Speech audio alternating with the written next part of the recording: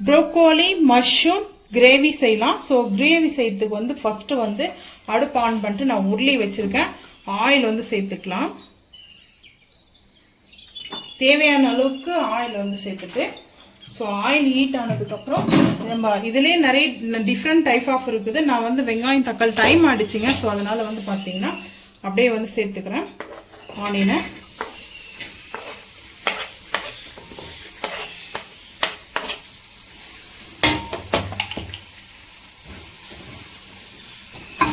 High flame பண்ணிட்டேன்.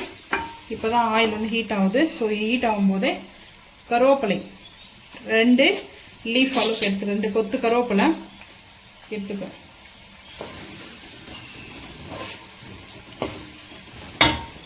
வெங்காயமும் கருவேப்பிலையும் வதங்கிட்டு இருக்குது. கல்லுப்பு வந்து சேர்த்துக்கிறேன். அதுக்கப்புறம் வேணும்னா கூட நம்ம சேர்த்துக்கலாம்.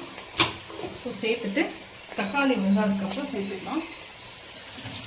வெங்காயம் நல்லா வதங்கணுங்க, அதுதான் மெயினே வந்து தேவை. ஸோ இப்போ வந்து பார்த்தீங்கன்னா தக்காளி சேர்த்துக்கும். ஒரு 3 பழம் வந்து எடுத்துருக்கேன் நான். ஸோ நல்லா அந்த நல்லா வாட்டர் இருக்கும், தண்ணி தக்காளி எடுத்துக்குங்க. தக்காளி வதங்கட்டும். வதங்கினதுக்கப்புறம் பார்த்துக்கலாம் வாங்க. தக்காளி நல்லா மசிற அளவுக்கு வந்து குக் ஆகிடுச்சு.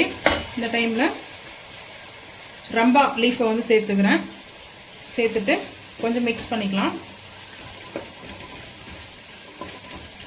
அதுக்கப்புறம் இஞ்சி பூண்டு பேஸ்ட் வந்து பார்த்தீங்கன்னா 1 ஸ்பூன் எடுத்துருக்கேன். இஞ்சி பூண்டு பேஸ்ட் வந்து சேர்த்தாச்சு. ஹை ஃப்ளேம் பண்ணிவிட்டு மிக்ஸ் பண்ணிக்கலாம்.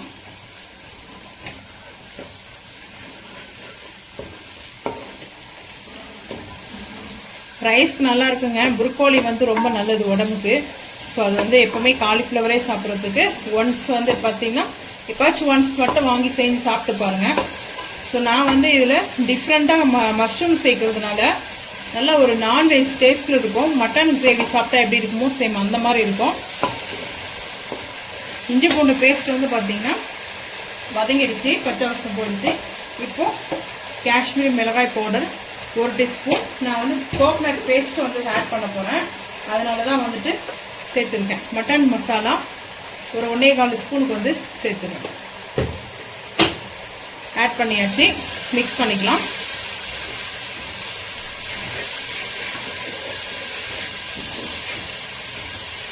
இந்த மசாலா சேர்த்த உடனே மட்டன் கிரேவியோட ஸ்மெல் வந்துச்சு பாருங்கள். ஸோ இந்த மசாலா பாருங்கள் நல்லா அந்த ஆயிலெலாம் பிரிஞ்சு சூப்பராக இருக்குது பாருங்கள். அந்த மசாலா ஸ்மெல்லே நல்லா இருக்குது. மஷ்ரூம் வாஷ் பண்ணி வச்சுருக்கேன். கட் பண்ணி வச்சுருக்கிற மஷ்ரூம் வந்து சேர்த்துக்கிறேன். அதுக்கப்புறம் ப்ரோக்கோலி வந்து பார்த்திங்கன்னா சேர்த்துக்கலாம்.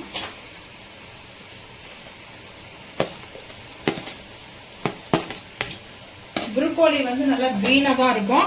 ஸோ அது வந்து நீங்கள் ப்ரோக்கோலி வந்து பார்த்திங்கன்னா நல்லா க்ரீனாக தாங்க இருக்கும். நல்லா வாஷ் பண்ணிவிட்டு சேர்த்துக்குங்க.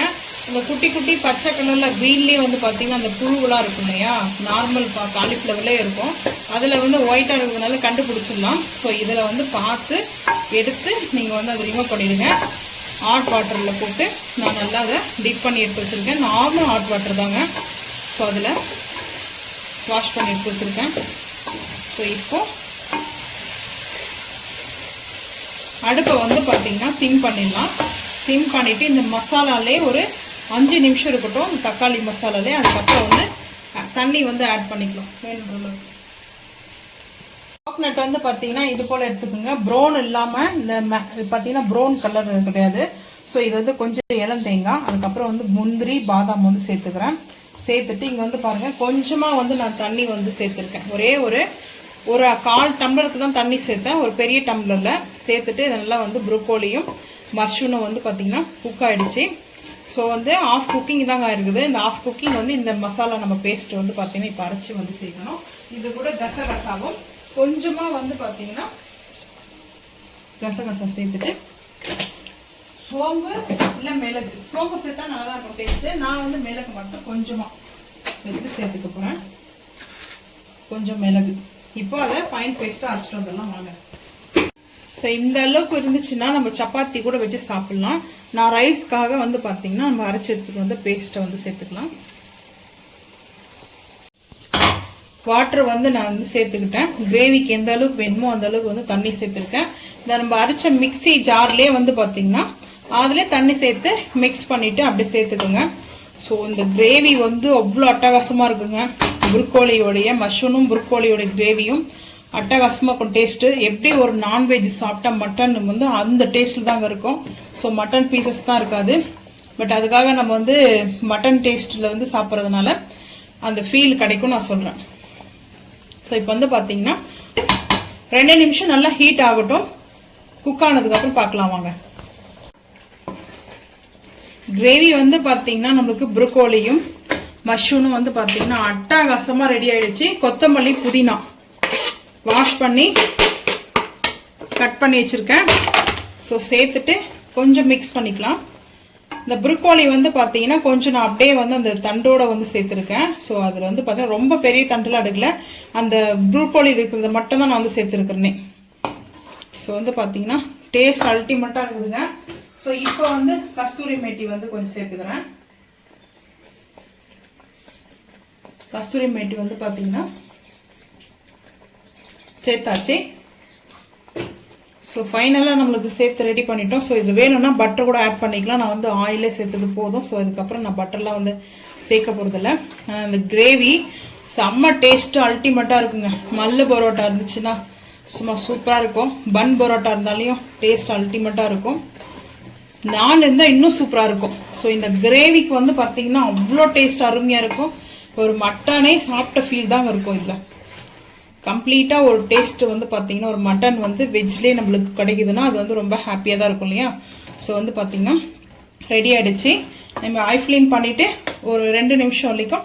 ஸோ அதுக்கப்புறம் அடுப்பை வந்து ஆஃப் பண்ணிட போகிறோம். ஸோ இப்போ ஐ ஃப்ளேமில் தான் இருக்குது.